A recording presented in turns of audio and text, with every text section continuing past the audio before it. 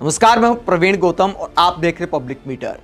दोस्तों, वीडियो में आपको दिखाएंगे कि रात को ट्रंप का क्या बयान आया है जो कपड़ा उतार कांग्रेस के प्रोटेस्ट पर बवाल काटने वालों को निरुत्तर करता है।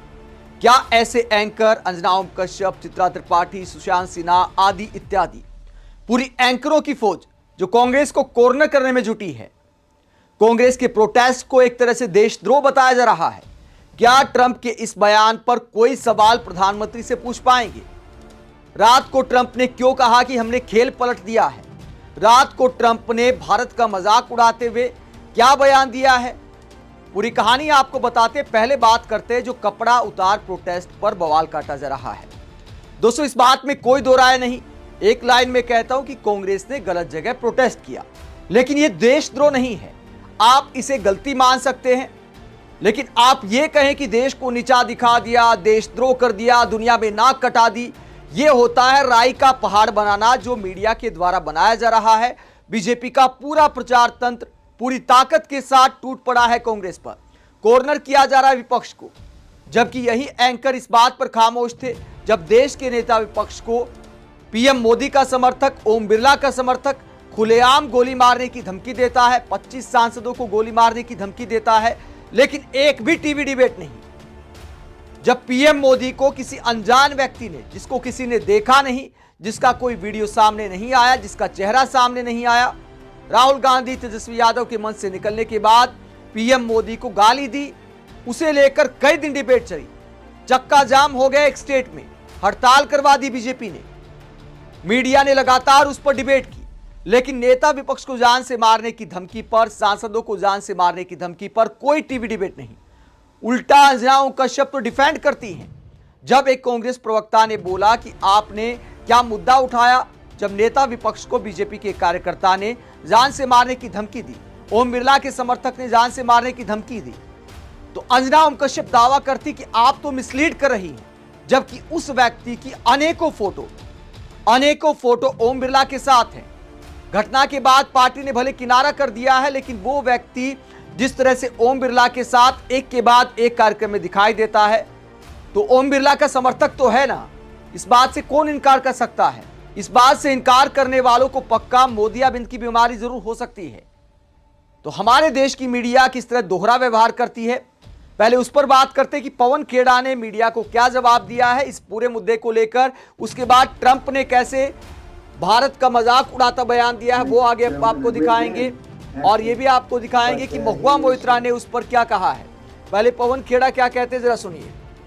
आज इंडियन यूथ कांग्रेस ने नौजवानों के रोष, उनके गुस्से को एक शांतिपूर्ण प्रोटेस्ट के माध्यम से दर्ज कराया एआई समिट के इवेंट पर। तब से बड़ा हाहाकार मचा। एक कॉम्प्रोमाइज प्राइम मिनिस्टर का जो इंसेंटिवाइज्ड मीडिया है वो शुरू हो गया साहब, बहुत गलत जगह प्रोटेस्ट कर दिया, देश की बदनामी हो गई। प्रोटेस्ट वहां नहीं करना चाहिए। प्रोटेस्ट कहां करना चाहिए जनाब? किसी की बेसमेंट में जाकर प्रोटेस्ट करें। प्रोटेस्ट वहीं होता है जहां लोगों को दिखता है। प्रोटेस्ट वहीं होता है जहां मीडिया के कैमरा होते हैं। प्रोटेस्ट और कहां होगा? संसद में हम बोले तो leader of opposition Rahul Gandhi देश के लिए सबसे बड़ा खतरा है। 25 सांसदों को आप बाहर कर देते हैं। हम सड़क पर आए तो हम राष्ट्र विरोधी हैं। हम कहां बोलें? चलिए आप बता दीजिए साहब, एक जगह बता दीजिए कि वहां जाकर बोलिए हम कोई नहीं आएंगे, किसी को डिस्टर्ब मत करिए। प्रोटेस्ट डिस्टर्ब करने के लिए होता है। अब किसी को नजर आती नहीं कोई दरार, घर की हर दीवार पर चिपके हुए हैं इश्तिहार। आज इंडियन यूथ कांग्रेस ने उन इश्तिहारों को खींच कर फाड़ दिया। देखिए दरारों को देखना जरूरी है, तभी आप दरारों को भरेंगे। कहते हैं देश बदनाम कर दिया। अरे देश तब नहीं बदनाम हुआ जब आप हमारे 20 बहादुर सैनिकों की शहादत के बाद चीन को क्लीन चिट दे देते हैं। देश तब नहीं बदनाम हुआ जब ऑपरेशन सिंदूर में सीज फायर की घोषणा अमेरिका करता है, चीन पाकिस्तान का साथ देता है, जनरल मुनीर के साथ डोनाल्ड ट्रंप खाना खाते हैं, रोज भारत का अपमान करते हैं, हमारे भारत के लोगों को बेड़ियों में वापस भेजते हैं। तब नहीं देश बदनाम होता। तब नहीं देश बदनाम होता जब एप्स्टीन फाइल्स में दबे हुए राज, आप सबकी सांठगांठ के राज दबाए रखने के लिए आप एक ऐसी ट्रेड डील कर लेते हो अमेरिका के साथ जिसमें भारत के किसान, भारत के टेक्सटाइल, भारत के एमएसएमई को तबाह कर देते। जहां 3% टैरिफ होता था हम पर, अब 18% टैरिफ है। और आपने कितना टैरिफ लगाया? आप कहते हैं 500 बिलियन डॉलर की खरीद करेंगे अमेरिका से अगले 5 सालों में, तब नहीं देश बदनाम होता। तब नहीं देश बदनाम होता कि जब आप चीन के माल पर मेड इन इंडिया का स्टिकर लगा के इस इवेंट में रखते हो, पूरा देश पूरा विश्व हंसता है आप पर, तब नहीं आप बदनाम होते। अरे हम लोग उस पार्टी के हैं जिन्होंने IIT बनाई, जिन्होंने हैदराबाद, जिन्होंने बैंगलोर, गुड़गांव ऐसे टेक्निकल हब्स बनाए। हमें नहीं चाहिए आपका मेड इन गलगोटिया यूनिवर्सिटी के राष्ट्रभक्ति के सर्टिफिकेट, हम उसके बगैर खुश हैं। लेकिन आज जो अच्छी बात वो ये है कि देश के नौजवानों ने देश को मजबूर किया कि दरारें देखिए, तभी इन दरारों को आप भर पाएंगे। जय हिंद, जय कांग्रेस। तो पवन खेड़ा सवाल करते हैं कि देश तब बदनाम नहीं हुआ जब ट्रंप रोजाना मजाक उड़ाते हैं, भारत के युवाओं को जंजीरों में जकड़ कर वापस भेजते हैं, और ट्रेड डील को लेकर जिस बात को लेकर यूथ कांग्रेस के कार्यकर्ताओं ने प्रोटेस्ट किया, उस बात पर ट्रंप का जो नया बयान सामने आया है, देश के हर मीडिया एंकर को आज पीएम मोदी से पूछना चाहिए कि ट्रंप ने आखिरकार ऐसा बोला क्यों। भारत का मजाक उड़ा रहे हैं, दावा कर रहे हैं कि हमने खेल पलट दिया है, तो पीएम मोदी ने खेल को क्यों पलटने दिया? ये सवाल आज हर टीवी चैनल पर होना चाहिए, लेकिन कहीं नहीं पूछा जाएगा।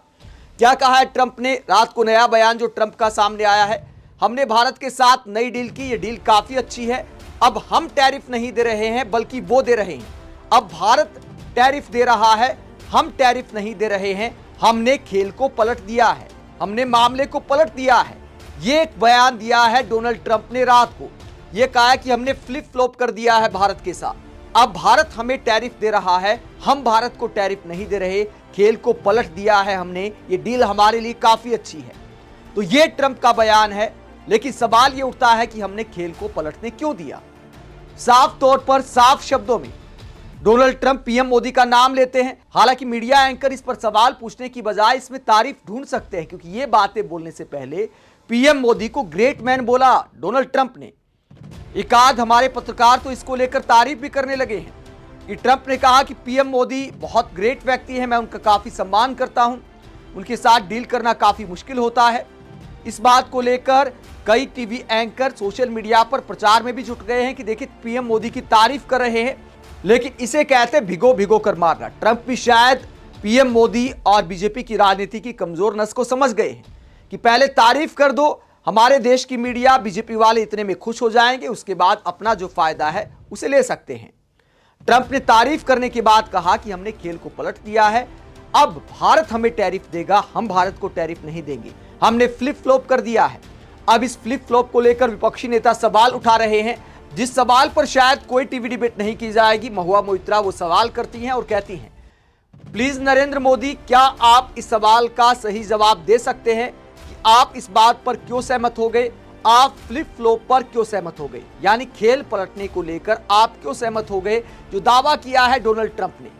तो डोनाल्ड ट्रंप जो बयान दे रहे हैं, अमेरिका जिस तरह की बयानबाजी कर रहा है, वो वही सवाल है कि पीएम मोदी की आखिरकार ऐसी क्या मजबूरी है कि लंबे समय तक, काफी समय तक अमेरिका के सामने अकड़ दिखाने के बावजूद, ट्रेड डील पर काफी समय तक मामला फंसे होने के बावजूद अमेरिका की सारी शर्तें क्यों मान ली गई? रूस के साथ तेल खरीदने का मामला हो या फिर हमारा जो टैरिफ वाला मामला हो, उस पर अमेरिका की शर्तें क्यों मानी गई? बात सिर्फ डोनाल्ड ट्रंप के बयानों की नहीं है। अमेरिका का कोई मंत्री, अमेरिका का राजदूत, कोई भी सुना जाता है भारत को। जिस एआई समिट में प्रोटेस्ट पर इतना बवाल कटा है, उसी एआई समिट के मंच पर अमेरिका के राजदूत हमें सुनाते हैं कि हम नहीं चाहते कि भारत रूस से तेल खरीदे। एआई समिट के मंच पर यह बात बोली है सर्जियो गोर ने। तो क्या इस पर मीडिया सवाल कर पाएगा कि ये सारी बातें क्यों हो रही है एआई समिट में? अगर ये सारी बातें हो रही हैं तो कांग्रेस से इसी मुद्दे पर तो प्रोटेस्ट किया है। ठीक है, आप कह सकते हैं, मैं उन लोगों की राय से इत्तेफाक रखता हूं कि ये प्रोटेस्ट करने के लिए सही जगह नहीं थी, लेकिन कोई कहे कि बहुत बड़ा बवाल कट गया, अंतर्राष्ट्रीय नाक कट गई, या ये देशद्रोह का काम है, ये सब बातें बकवास है। ये विपक्ष को दबाने का पूरा काम है कि बैकफुट पर थी जो मोदी सरकार, राहुल गांधी को धमकी मिलने के मुद्दे पर, गलगोटिया यूनिवर्सिटी के मुद्दे पर, एआई समिट में मिसमैनेजमेंट के मुद्दे पर, इस सारे मुद्दों पर चूंकि मोदी सरकार बैकफुट पर थी, तो एक छोटा सा मुद्दा मिला, उसको बड़ा करके अब दिखाया जा रहा है और देश के विपक्ष को कॉर्नर किया जा रहा है। इसीलिए कांग्रेस को देशद्रोही बताया जा रहा है। आप इस पूरे मुद्दे को लेकर क्या सोचते हैं, कमेंट बॉक्स में अपनी राय जरूर दें। साथ ही चैनल को सब्सक्राइब भी करें। नमस्कार।